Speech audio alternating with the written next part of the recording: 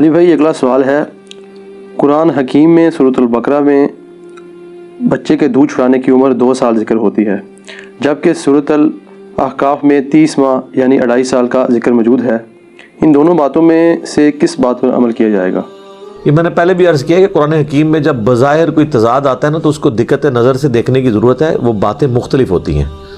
سورۃ البقرہ میں جو آیا نا وہ یہ ہے کہ ماں اپنے بچے کو دودھ پلائے مکمل 2 سال تک، تو ظاہر سے پتہ چل گیا کہ دودھ پلانے کی عمر 2 سال ہے، اس کے بعد نہیں پلانا۔ اور اگر رضاعت کا رشتہ یعنی دودھ کے ذریعے جو رشتہ ثابت ہوتا ہے وہ ہوگا تو انہی 2 سالوں کے اندر ہوگا۔ اور اس کو سپورٹیو حدیث ہے بخاری اور مسلم دونوں میں، نبی علیہ السلام نے فرمایا رضاعت کا رشتہ بھوک کی عمر تک کے لیے ہے، جب بچہ بھوک کی وجہ سے دودھ پیتا ہے، اور وہ وہی ہے جو قرآن کے اندر آئی ہے۔ امام ترمذی نے بھی یعنی اس حدیث کو باقاعدہ باب باندھ کے اس پہ ہیڈنگ بنائی ہے کہ قرآن کی روح سے یہ 2 سال بنتے ہیں، اور نیچے انہوں نے لکھا ہے کہ اس میں امت کی اکثریت کا اتفاق ہے اس معاملے کے اوپر۔ ظاہر ہے کہ واضح قرآن میں جب 2 سال آ گئے۔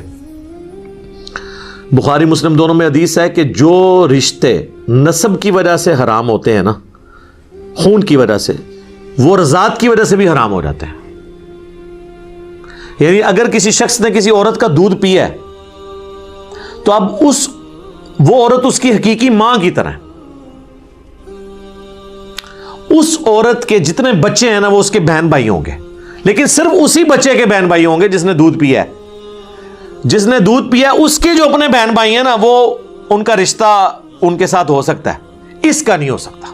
یہ لوگ اکثر پوچھ رہے ہوتے ہیں، میں نے خیر اس کے اوپر ویڈیوز کئی ایک ریکارڈ کروا دیے حرمت والے رشتے کون سے، اور اس میں بھی صحیح مسلم میں حدیث ہے کہ 1 یا 2 دفعہ دودھ پینے سے رضاعت ثابت نہیں ہوتی، کم از کم 5 دفعہ دودھ پینے سے مختلف اوقات میں، 1-2 دفعہ تو غلطی سے بھی ہو سکتا ہے نا۔ تو اس نے شریعت نے اس میں، اور یہ اہل سنت اہل تشیع کے ہاں کامن ہے یہ چیز 5 دفعہ کی۔ البتہ حنفی یہ کہتے ہیں کہ جی 1 دفعہ بھی پی لیا تو حرمت ثابت ہو جائے گی، تو 1 دفعہ تو حساتی طور پہ بھی ہو سکتا ہے۔ یہ 5 والا قول صحیح مسلم کے اندر ہے سیدہ عائشہ کا، تو یہ 5 والی بات ہی جو ہے نا وہ درست ہے۔ دودھ چھڑانے کی عمر 2 سال قرآن سے ہوگی سورۃ البقرہ سے۔ اب یہ جو آیت مبارکہ ہے نا سورۃ الاحقاف میں، جہاں پہ اللہ تعالیٰ نے ماں باپ کی جو اولاد کے لیے قربانیاں ان کا ذکر کیا ہے، اور اس میں خصوصاً ماں کا ذکر کیا ہے کہ وہ کتنی تکلیف اٹھاتی ہے، اور اس میں اللہ تعالیٰ نے ذکر کیا ہے کہ اس کا جو حمل ہے اور دودھ یہ 30 ماہ کی مدت ہے، تو 30 ماہ بنتے ہیں 2.5 سال، یعنی 2 سال اور آدھا سال۔ وہاں دودھ چھڑانے کی عمر نہیں ہے، اس میں ہے کہ اس کے حمل اور دودھ، حمل اور دودھ یہ ملا کے کتنے ہوئے 30 مہینے۔ تو 30 مہینے یعنی کم از کم پریگنینسی جو ہے نا 6 مہینے کی ہو جاتی ہے، یعنی بچہ اس میں پیدا ہو جاتا ہے، اور 2 سال وہ ایک تو یہ ہو سکتا ہے۔ دوسرا یہ کہ یہ 30 مہینے راؤنڈ آف کر کے، کیونکہ قرآن میتھمیٹکس کی بک نہیں ہے، وہ لٹریچر کی کتاب ہے۔ اگر میں آپ کو کہوں جی ٹائم کیا ہوا ہے 6:40 ہوئے ہوں تو آپ 6:40 نہیں کہیں گے، آپ کہیں گے جی 6:45 ہو گئے، راؤنڈ آف کر دیں گے نا۔ اور 6:35 ہوئے ہوں تو آپ کہیں گے 6:30 ہوئے ہیں، راؤنڈ آف کریں گے نا۔ تو لٹریچر میں راؤنڈ آف کیا جاتا ہے۔ تو 33 مہینے ویسے ایگزیکٹ بنتے ہیں عموماً جو ہے، ویسے تو 6 مہینے کا بھی بچہ ہو جاتا ہے، لیکن 9 مہینے، تو 33 کو راؤنڈ آف کریں تو کیا بنتا ہے 30۔ اب بعض لوگ نے یہ کہا کہ جی امام حنیفہ نے جو دودھ چھڑانے کی عمر کا ذکر کیا ہے وہ اس آیت سے کیا ہے۔ سر یہ آپ کے دماغ میں کیڑا ہے، آپ کے پرانے بزرگوں کو یہ وہم بھی نہیں کبھی آیا تھا، ورنہ وہ آپ سے بہت پہلے دریافت کر لیتے۔ پرانے بزرگوں نے آپ کے یہ لکھا ہے کہ تفسیر عثمانی جو ہے شبیر احمد عثمانی صاحب کی، اور محمود الحسن دیوبندی صاحب کا ترجمہ ہے۔ شبیر احمد عثمانی وہ ہیں جنہوں نے محمد علی جناح بانی پاکستان کا جنازہ پڑھایا ہے، انہوں نے اس تفسیر میں یہ آیت جب آئی ہے نا کہ دودھ چھڑانا جو ہے وہ 2 سال میں، اس کی انہوں نے حاشیے میں لکھا ہے کہ قرآن میں تو آیا ہے کہ 2 سال کی عمر ہے، لیکن امام حنیفہ کہتے ہیں 2.5 سال۔ ہو سکتا ہے ان کے پاس بھی کوئی دلیل ہو۔ تو شبیر احمد عثمانی صاحب کے دماغ میں نہیں آیا کہ میں سورۃ الاحقاف کی آیت پیش کر دوں 2.5 سال کے لیے، اتنی ان کو بھی شرم آئی کہ یار وہ ہے حمل پلس دودھ، تو کسی کے دماغ میں یہ دلیل پہلے نہیں آئی تھی، ٹھیک ہے۔ تو اب اگر کوئی دھکے سے کرتا ہے تو ان کے بڑے بزرگ یہ حرکت نہیں کرتے تھے, ان کو پتا تھا کہ یار اس طریقے سے تو آپ تعریف نہیں کریں گے. اور یہ راؤنڈ آف کا معاملہ چلتا ہے عربی زبان کے اندر. بخاری اور مسلم دونوں میں حدیث ہے, صحابی کہتے ہیں کہ نبی علیہ السلام نے 60 سال کی عمر میں وفات پائی. پھر بخاری اور مسلم میں دونوں میں حدیث ہے, دوسرے صحابی کہتے ہیں کہ حضور علیہ السلام نے 65 سال کی عمر میں وفات پائی. پھر تیسری حدیث ہے بخاری اور مسلم دونوں میں کہ نبی علیہ السلام نے 63 سال کی عمر میں وفات پائی, 63. تینوں حدیثیں متفقن علیہ ہیں بخاری اور مسلم کی, 65 ایئرس, 60 ایئرس اور 63 ایئرس. پھر امام بخاری نے اپنا قول لکھا ہے, وہ کہتے ہیں میرے نزدیک سب سے صحیح بات 63 ایئرس ہے. کیوں؟ اس لیے کہ ایکچولی 63 ایئرز ہی تھی, جس نے اسے راؤنڈ آف کیا نا اس طرف اس نے 60 کہہ دیا, موٹا سا کہہ کے 60, اور جس نے اس طرف راؤنڈ آف کیا وہ 70 تو نہیں اس نے کہنا تھا, 65 ہی کہنا تھا نا. تو یہ راؤنڈ آف ہوا کرتا تھا, ادھر راؤنڈ آف کر دیں 63 کو 60 بنتا ہے, دوسری طرف کر دیں تو 65. اور امام بخاری نے باقاعدہ اس کے اوپر کامنٹس کیے. تو یہ راؤنڈ آف والا جو معاملہ ہے نا یہ ہوا کرتا تھا پہلے بھی, عربی زبان میں اس طرح کی چیزیں چلتی ہیں. لہذا دودھ چھڑانے کی جو عمر ہے وہ ہے 2 سال. 2 سال کے بعد چھڑانا ضروری ہے. آپ دودھ اس کے بعد ماں کا نہ پلائیں, آپ نے ویسے کوئی اور دودھ پلانا ہے وہ پلائیں. اور دودھ 2 سال کی اس سے بڑی عمر کا بچہ اگر دودھ کسی عورت کا پی لے تو اس سے رضاعت ثابت نہیں ہوگی. 2.5 سال کا بچہ, 3 سال کا بچہ اگر کسی عورت کا دودھ پیتا ہے, یا کوئی 50-60 سال کا بچہ دودھ پی لیتا ہے.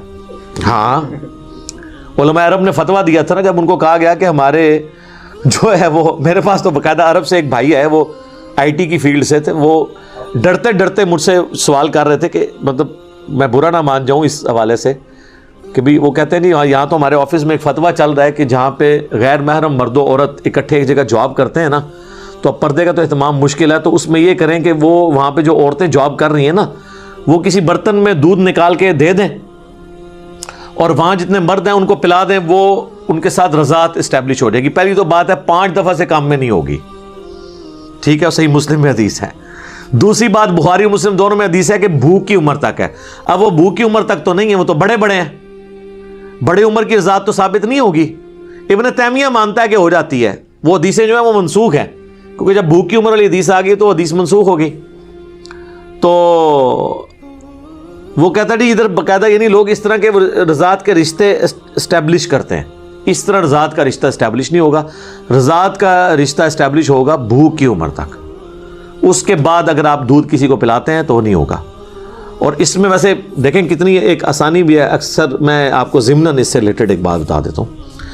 کئی لوگ ہیں وہ ہم سے پوچھ رہے ہوتے ہیں ہم نے اولاد نہیں ہے تو بچہ کسی رشتہ دار سے لے کے پالنا ہے, تو میں ان کو کہتا ہوں کہ آپ نے اگر بچی لی ہے تو ایسی بچی لیں جو وہ اس کا جو سرپرست ہے ہونے والا اس کی وہ محرم ہو. یعنی لڑکا اگر لے رہا ہے تو وہ اپنی بھانجی یا بھتیجی لے, تاکہ وہ جب بڑی ہو تو اس سے اس کا پردے والا معاملہ نہ ہو. اور اگر آپ لڑکا لے رہے ہیں تو وہ جو اس کی بیوی ہے نا اس کا محرم ہونا چاہیے, یعنی اس کا بھانجا یا بھتیجا ہو جائے, تاکہ جب بڑا ہو تو اس سے پردہ نہ اسے کرنا پڑے.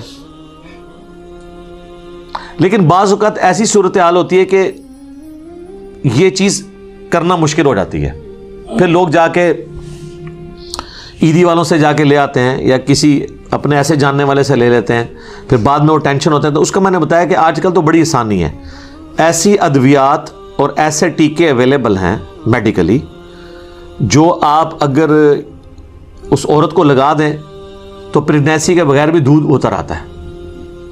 اور پھر وہ دودھ اگر 5 دفعہ پلا دے اپنے اس لے پالک بچے کو تو وہ اس کی ماں بن جائے گی, اور اس کا وہ جو خامند ہے وہ اس کا رضائی باپ بن جائے گا. لیکن اس کا جو نام لکھوایا جائے گا نا باپ کا, وہ وہی لکھوایا جائے گا جو اس کا اوریجنل باپ ہے, کیونکہ بخاری اور مسلم دونوں میں حدیث ہے جس نے اپنے باپ کا نام بدل لیا اس پہ جنت حرام ہے.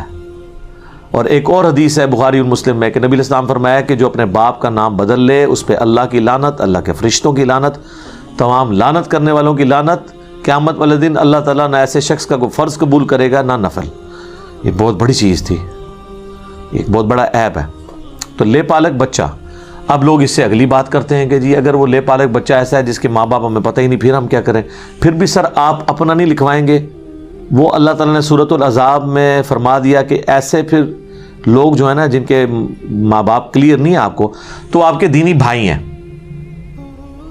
یا آپ ایک سٹیپ آگے جائیں گے تو جس طرح آج کل این جی اوز ہیں تو وہ عیدی صاحب کا ہی نام لکھوا دیتے ہیں, اور لوگوں کو پتہ ہوتا ہے کہ عیدی صاحب کا اگر نام لکھا ہے تو یہ بگوٹن ان کی اولاد نہیں ہے بلکہ سرپرست کے حوالے سے, کیونکہ پھر بعد میں مسئلے کھڑے ہو جاتے ہیں نا, پھر وراثت کے ایشوز آ جاتے ہیں.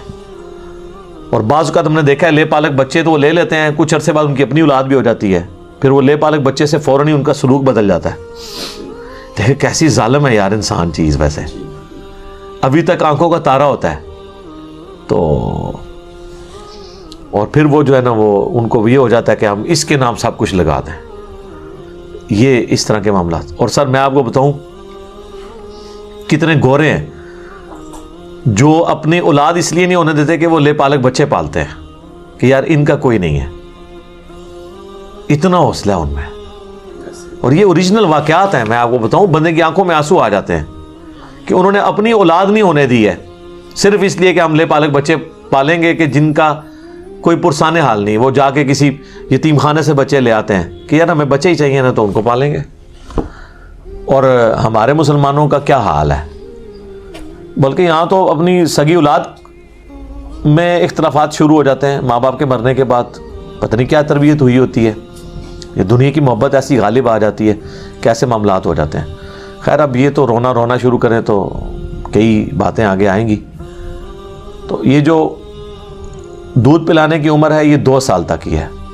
یہ جو قرآن میں لوگ کہتے ہیں نا بعض اوقات یہ تضاد ہے, یہ تضاد نہیں ہے میرے بھائی, یہ لٹریچر کی بک ہے. آپ نے دونوں چیزوں کو ایک جگہ جمع کر کے دیکھنا ہے.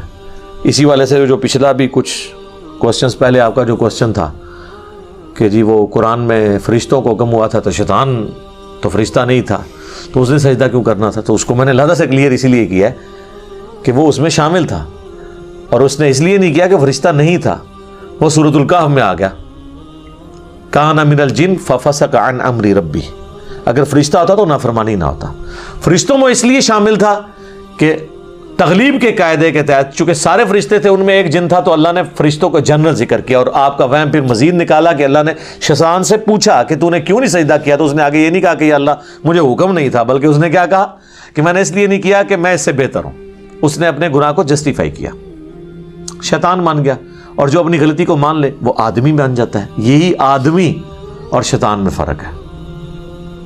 ٹھیک ہو گیا جی, جزاکم اللہ خیر.